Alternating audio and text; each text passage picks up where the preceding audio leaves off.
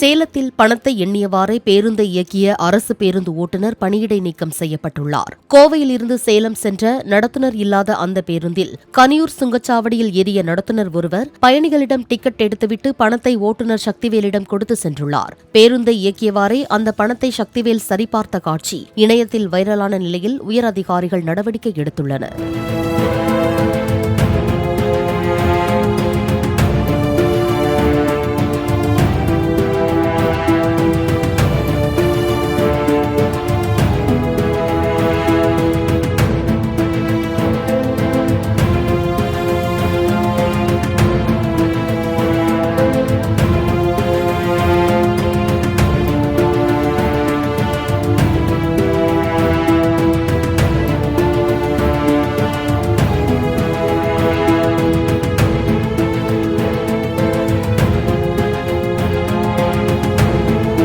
Play store மற்றும் app ஸ்டோரில் இருந்து பாலிமர் செயலியை QR கோடு மூலம் பதிவிறக்கம் செய்யுங்கள்.